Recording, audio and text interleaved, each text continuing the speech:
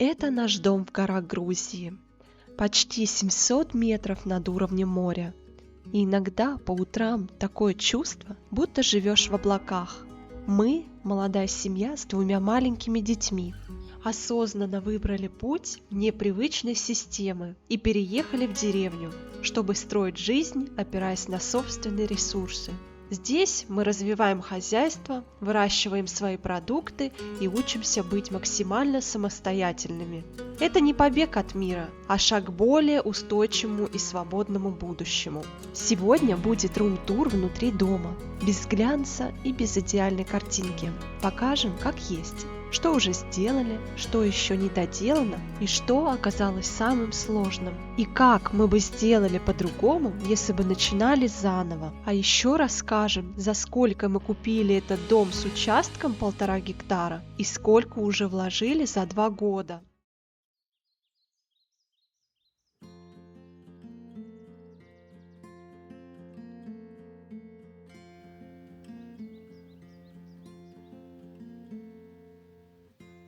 Не знаю, как так получилось, но живем мы тут почти 3 года, но полноценного рум-туру по нашему дому так и не было. Поэтому мы справляемся. Пошлите.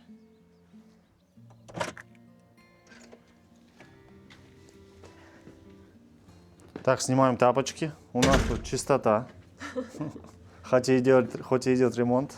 Войдя в парадную дверь, мы попадаем в коридор. Кстати, этот парадный вход мы сделали совсем недавно. Потому что раньше мы попадали в дом в основном через гараж, но решили, что это будет неудобно, когда мы сделаем ворота и когда это будет все закрываться, поэтому сделали тут отдельный вход. Попадаем мы тут в коридор в будущее, да, то есть нам тут необходимо сделать стяжку, перегородки доделать. Перегородки планируем делать с того же блока, с чего сделаны остальные наши стены внутри дома. Вот тут по колонне она пойдет, вот здесь вот завернет. И здесь у нас будет отдельно санузел. То есть коридор у нас будет Г-образный, то есть вот так проходим, упираемся в стену. Тут вот большой поворот широкий. Здесь, возможно, какую-то зону прихожей сделаем. Пуфик у нас, кстати, есть старый, можем его отреставрировать, попробовать, на котором будет удобно сидеть, перебываться. Хранение еще нужно будет сделать. Да. Шкаф какой-нибудь, чтобы куртки какие-то складывать. Да, над мебелью мы подумаем, но вот именно такое размещение. Вот сюда мы проходим. И здесь у нас уже идет разветвление. Одна комната, которую мы планируем сделать либо хранилие инструментов, мастерской, возможно, сделаем какой-то производственный мини-цех. Тоже над этим еще мы думаем.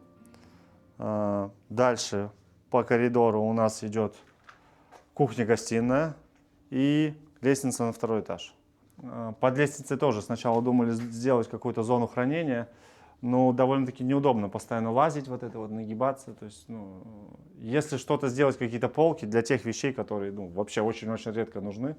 Потому что если вот какие-то банки, консервы, то постоянно туда ныряем, туда-обратно. То есть это не очень удобно, поэтому никому не советуем под лестницей никаких зон делать. Потому что да, вот это лазение, нагибание, это доставляет дискомфорт. Учитывая того, что у нас огромный дом, в принципе, и есть где что разместить. Так, возвращаясь немного назад, это у нас вход в гараж. Здесь тоже планируем, он достаточно широкий, но вот в длину не очень длинный, почему-то так сделали, да. Поэтому, возможно, вот эти вот боковую эту стенку можно будет занять под полочки, под инструмент, возможно, какую-то мини-мастерскую тоже тут организовать, чтобы удобно вентиляция была. И еще мы планируем ворота, наверное, распашные, я думаю, или возможно, роль ставней, которые идут наверх. Но мы тут не находили, вот, к сожалению, да, никаких компаний, кто этим занимается. Если кто знает, напишите в комментариях. Если еще поставить машину, то становится тут достаточно узко уже, поэтому под технику, особенно под садовую, огородную технику, еще планируем сделать навес. Это либо с этой стороны дома он будет, либо вот с правой. Еще тоже пока раздумаем, взвешиваем плюсы и минусы, да, где это организовать. Возможно, вообще где-то в отдельном месте, где это все будет под навесиком храниться аккуратно, чтобы здесь не портить фасад, так сказать. Подумаем еще над этим вопросом, да. Так, вернемся обратно домой. А я вам хочу рассказать про санузел, который мы планируем здесь делать на 1-м этаже. Здесь у нас будет перегородка полностью. И вот здесь мелком отмечено, где будет примыкать вторая перегородка. Тут у нас планируется вход в наш санузел. В углу будет душевая кабина, или просто сделаем такую, как из блоков декоративных, стенку и душ поставим. В углу, так же, как и на втором этаже, у нас будет туалет стоять. И здесь хочу сделать такую постирочно-сушильную систему. Так как у нас все-таки сушилка нужна, это я уже поняла, очень влажная здесь климат, поэтому обязательно нужна сушилка, именно такая электрическая, с барабаном, отдельная. В общем, 2 таких аппарата будет здесь. И в углу, ну, раковину какую-нибудь сделаем, так, для удобства что-то помыть, постирать. Кстати, про сушилку хочу добавить, что вот в Европе, в Америке, Канаде очень популярно это. То есть белье практически никто не сушит, как в привычном нашем понимании. А здесь это, да, в основном развешивают белье на длинных веревках, как бы, которые тянутся там через получаса. Я Насте предлагал такую систему, но она не согласилась. Я не соглашаюсь, потому что если какой-то дождь или бывают такие влажные дни, вот летом дождь прошел и прям парит, и белье просто не сохнет, может сутками сохнуть и даже покрываться плесенью и запах появляться. Поэтому здесь обязательно нужна сушильная вот эта вот машинка. Ну, плюс, да, эстетический вид этих тросов, которые выглядывают у тебя на получастка, не очень как-то, да. Да, стираем мы каждый день, поэтому обязательно сделаем. А вот это, кстати, лежат наши блоки, которые в будущем пойдут на стенку. Еще, кстати, вы можете видеть навес, который нам изготовил Влад. Он у нас здесь лежит, потому как мы занялись фасадом. То есть мы его сначала повесили, он у нас висел. Потом мы решили утеплять весь дом. Да, это, возвращаясь к тому, как у нас сильно меняются планы. Мы решили его полностью утеплить, сделать фасад, а уже потом красиво повесить навес и закончить все, весь внешний вид дома. Еще, как вы можете заметить, у нас тут комбинированные перегородки, то есть это не везде бетонные перекрытия, а где-то еще есть балки с деревом, да, это вот как, например, это комнаты на 2-м этаже, а здесь санузел на 2-м этаже, он уже бетонное перекрытие, и тут тоже весь коридор с бетонным перекрытием. Кстати, арматуру тут в перекрытии не пожалели, она 32 диаметром, еще, видимо, при Союзе такие были нормы или правила по заливке. То есть она кое-где, конечно, тут поотвалилась, но надо зачистить, все доделать. Но мне кажется, такие перекрытия, они большую нагрузку выдерживают. Сейчас я даже не видел, чтобы многоэтажные дома строились такими 32-ми арматурами. А тут всего лишь 2 этажа. Потолки мы планируем, где бетонные перекрытия, да, просто сделать как декор, так же, как у нас сделано в гостиной. Ну да, зашпаклевать шпаклевкой гипсовой. Да, и просто фактурную штукатурку нанести. Да. Так, а вот с коридором по соседству, это у нас следующее помещение, в котором здесь тоже будет стенка. Вот где-то здесь будет вот так дверь вместо шторки. Опять же, эта зона у нас еще в таком супер проектном состоянии. Изначально я думал это сделать чисто под мастерскую, чтобы здесь какой-то верстак поставить. Здесь на этой стене навесить инструменты, какие-то внизу шкафчики сделать для хранения. Но теперь у нас стал вопрос, нам нужно какое-то производственное помещение, потому как мы перерабатываем свою продукцию, а не продаем ее как сырье. Поэтому, возможно, мы это сделаем как производственный цех, то все плиточкой красиво сделаем, чтобы можно было удобно мыть керхером, да, поставить какие-то там большие раковины, да, в которых это вот фрукты эти можно мыть, поставить какие-то большие бадьи для кипячения, может какую-то плиту, потому что вот здесь тоже газ, стеллажи большие, да, то есть вот подумаем вот над этим, а мастерскую саму уже перенести в гараж. А мастерскую в доме все-таки, да, наверное, будет слишком много пыли, это нужно какое-то профессиональное вентиляционное оборудование, на которое как бы ни сил, ни времени, да и нужды, наверное, нет, поэтому, скорее всего, перенесем это в гараж и обустроим там. А тут все-таки, наверное, производственное помещение будет лучше всего. Да, и с таким огромным садом он просто необходим. Да, потому что на кухне достаточно проблематично. Это нужно специализированное помещение готовить. Ну, поэтому, то есть, это еще в стадии разработки. Так, а из коридора мы попадаем в нашу зону кухни-гостиной. Это наша, наверное, самая подготовленная, выполненная, отремонтированная комната во всем доме. Получается у нас такой импровизированный мини-коридорчик, который разделяет кухню с левой стороны, и с правой стороны это, так сказать, обеденная зона с камином. Камина тут изначально не было, но мы все-таки решили его сделать. Вот он получился такой угловой, с дымоходом снаружи. Мы очень долго ждали мастера, который нам это все выполнит, работу. Но всю декоративную отделку мы делали своими руками. Ну, что-то, конечно, заказывали, вот как эту столешницу, так сказать, из массива дерева. Это бук. Решеточку эту мы заказывали. Кирпичи делали своими руками. Настя вот такой декор красила все это. Плитку клали из керамогранита. И вот такое у нас внутри большое огнище. Так, сделано еще с таким наклоном небольшим, чтобы максимально отдавать тепло. Основная функция нашего камина — это не отопление, а больше как придание уюта. То есть мы любим время проводить тут, играть на коврике в какие-то настольные игры с детьми. Потому как у нас основное отопление это газовое, то есть у нас в каждой комнате есть радиаторы. И мы надеемся, когда полностью утеплим дом снаружи, этого будет вполне достаточно, чтобы поддерживать комфортную температуру для проживания. Напротив такой игровой каминной зоны у нас тут расположен стол с диванами, со стульями.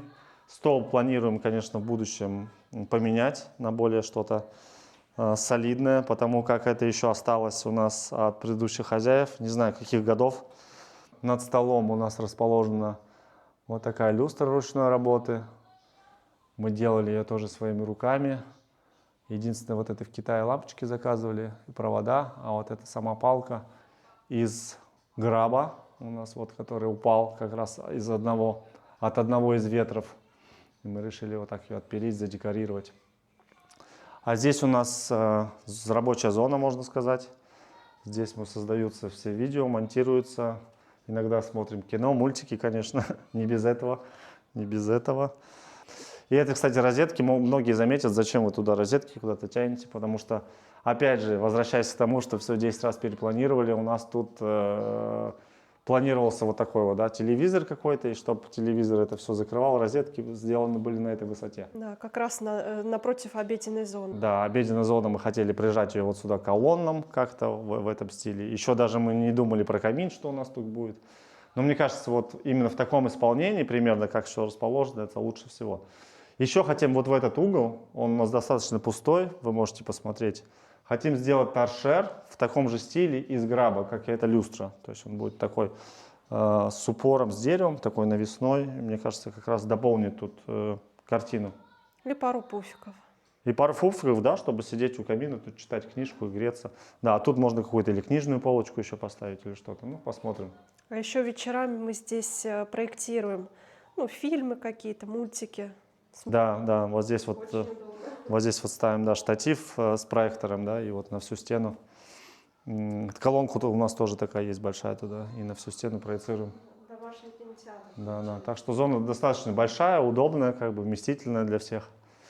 В этом углу у нас вот цветочек, это тоже одна из поделок Влада, нашего друга. Он делает вот такие вот изделия. Так, и вот возвращаясь обратно, из этого коридорчика попадаем через такую арку на кухню. Тут у нас практически тоже все в завершенном виде.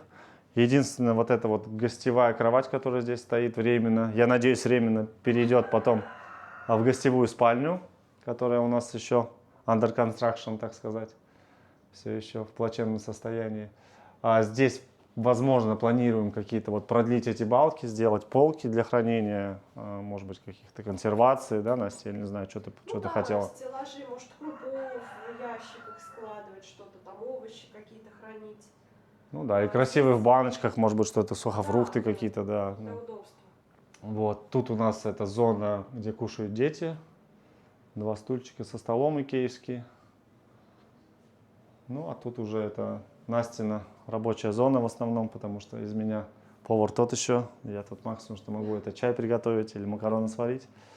А вот, кстати, наша сушилка, которая практически не выключается никогда. Это дегидратор. Тут, если бы камера могла передавать запахи, это было бы просто что-то обалденное. Сейчас сушится пастила. Из грейпфрута. Из грейпфрута, да? Что там еще? Новинка. И цедра.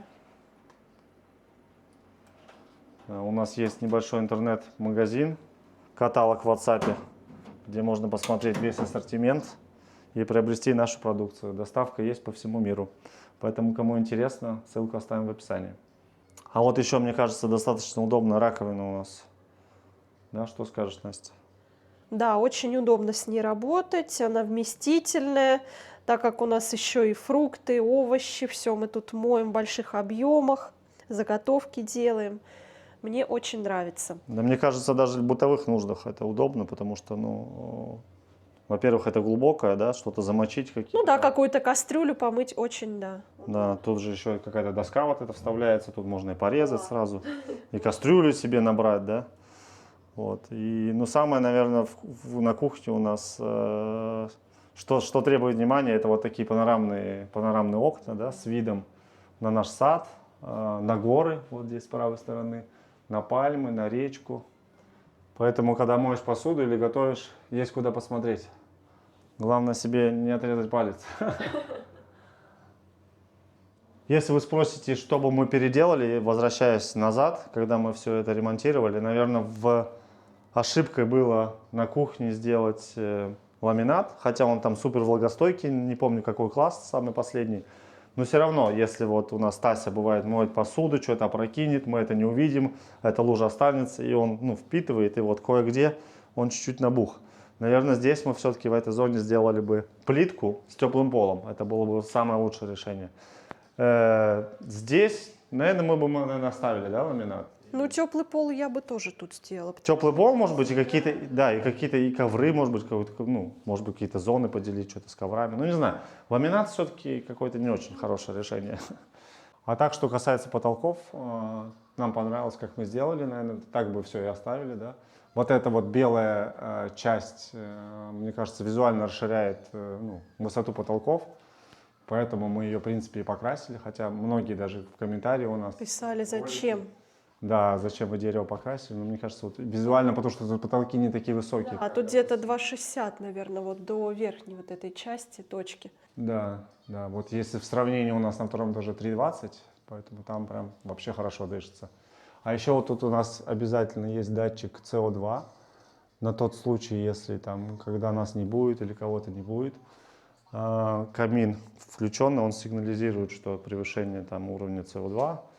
Возможно, конечно, стоит поставить более профессиональный, да, который там с приложением активируется, контролируется. Ну, это, наверное, все в будущем.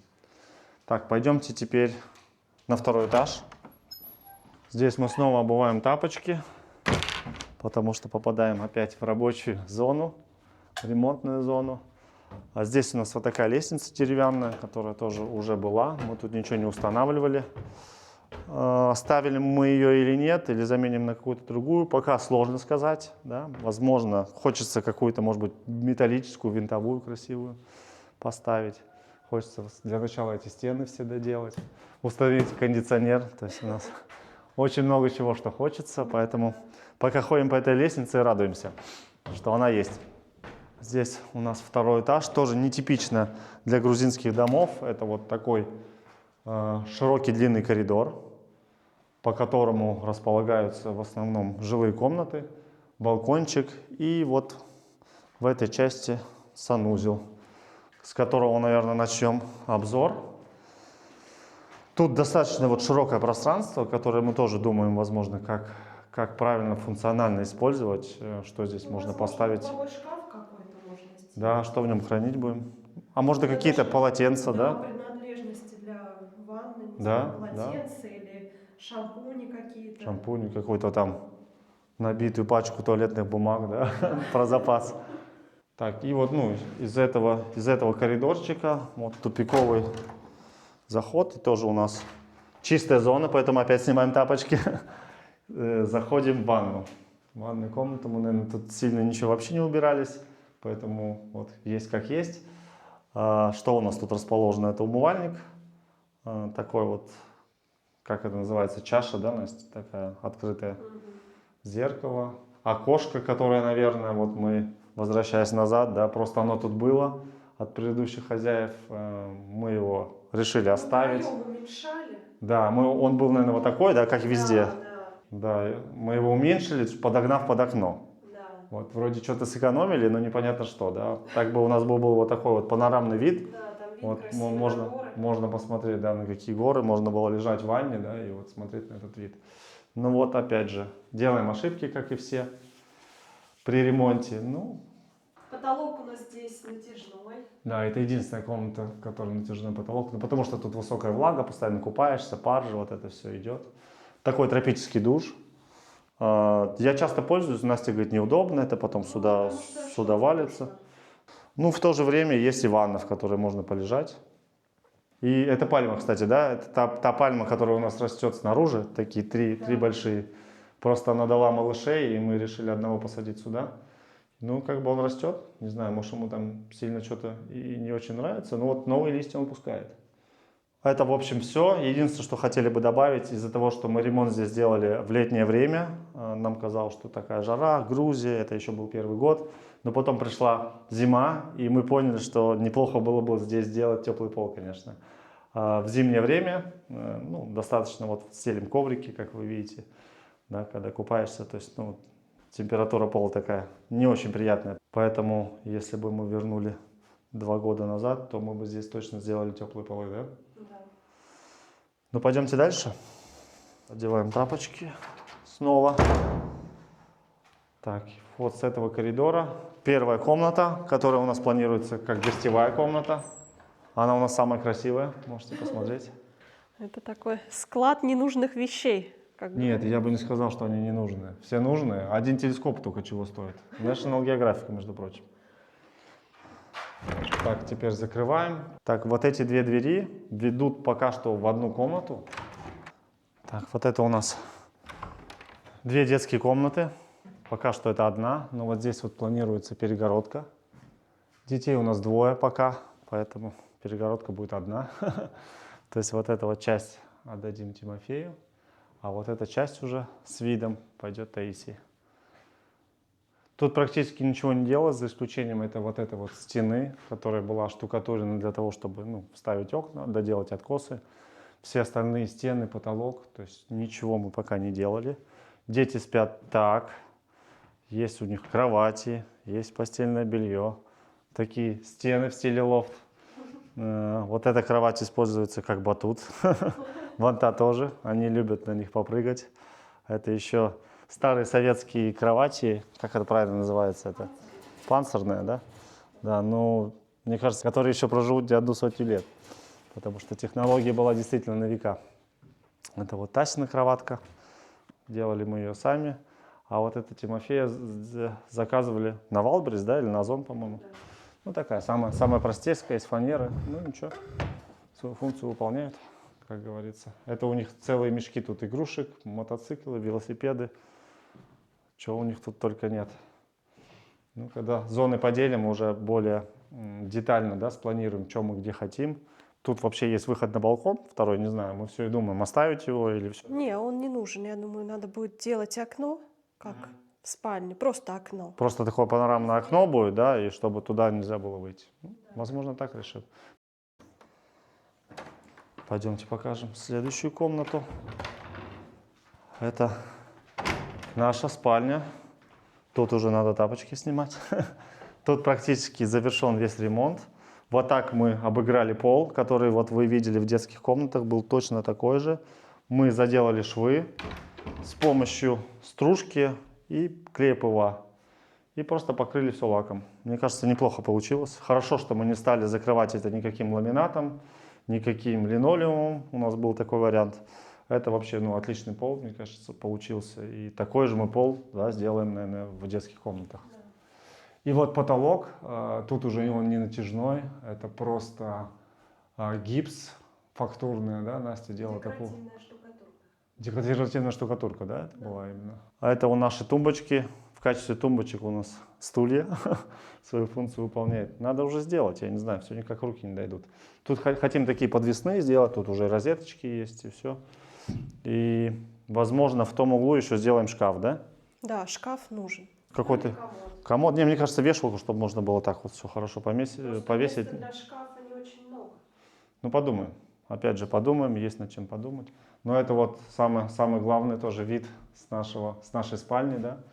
Это горы, пальмы, наши киви, наши.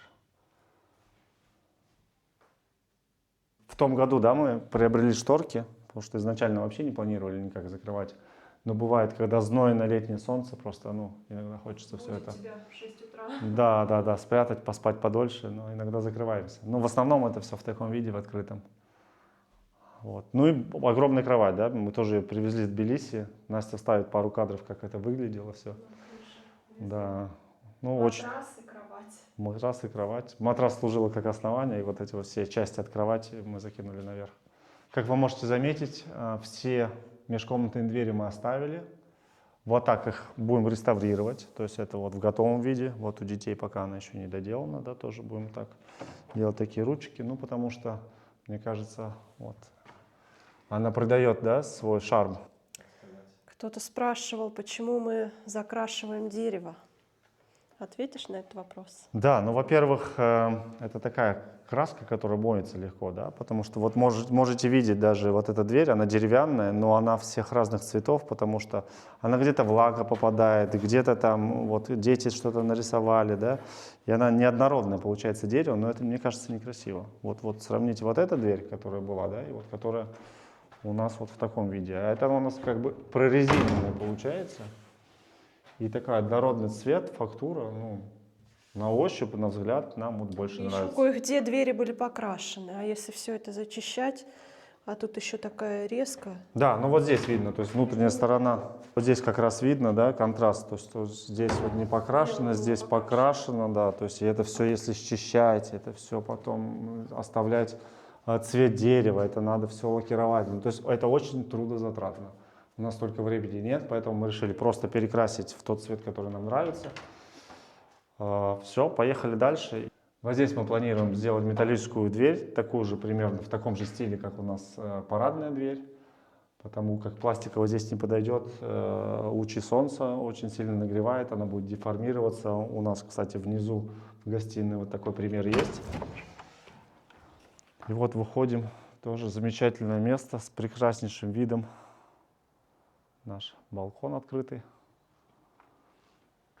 Тут тоже масса идей, что сделать, да. Когда мы закроем, в принципе, вот эту дверь, то есть останутся только окна, тут можно какие-то Диванчики, столик поставить. диван, стол поставить, да, чтобы до кухни не бежать, да, из нашей спальни вышел, здесь вот встретил восход, попил кофе, чай, посмотрел на горы и пошел работать в сад.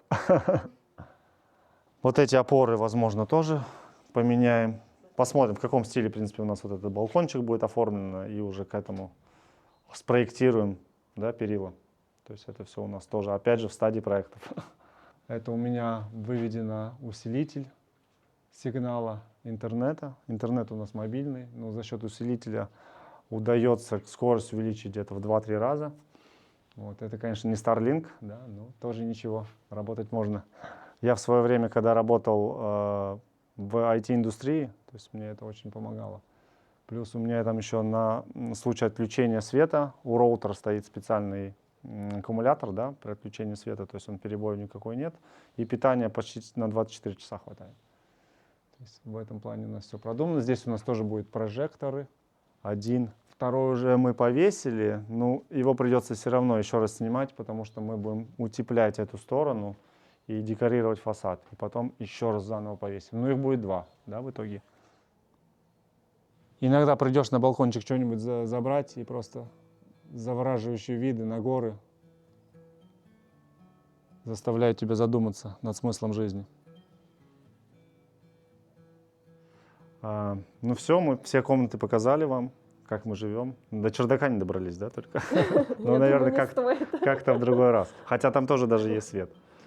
Что касается цены, ну, прежде всего хотелось сказать, что мы покупали не дом. Такой большой нам, наверное, бы не нужен был. Мы покупали место. Увидели на ютубе это видео у Жанны, да, которое она показывала, этот участок, дом.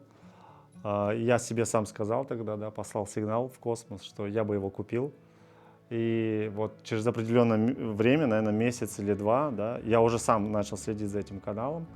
и выходит у Жанны видео, что вот она там по своим семейным обстоятельствам, да, решила продать этот дом. И мы буквально там на следующий день приехали, да, и дали задаток и купили его. Мгм. Купили мы его за 25 тысяч долларов.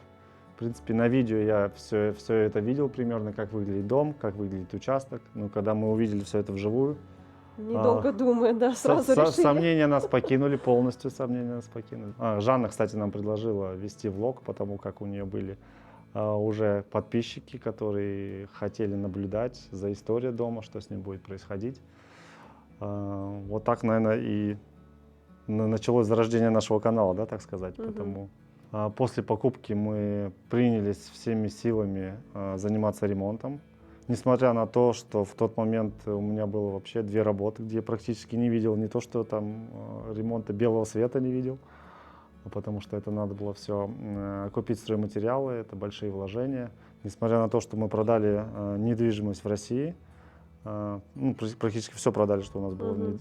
Все эти деньги мы вложили в покупку этого дома, в ремонт этого дома, в обустройство участка, инструменты, сантехника, электрика. То есть мы поначалу заказывали все эти работы, потому что как времени разбираться мне с этим не было совсем. Настя практически своими силами, да, в первый год весь ремонт делала. Я единственное только успевал это замешивать растворы, что-то подносить тяжелое, вплоть там до плитки, да, вы все видели, кто смотрит нас уже достаточно давно. Да, и в принципе за первый год, да, мы сделали максимально, Да. максимально в доме, и с тех пор как бы мы немного расслабились в плане ремонта, потому что мы переключились на приусадебный участок, который тоже был в запущенном состоянии. Мы много что привели в порядок, начиная от киви, орешник вот доделали в этом году, много саженцев высадили новых.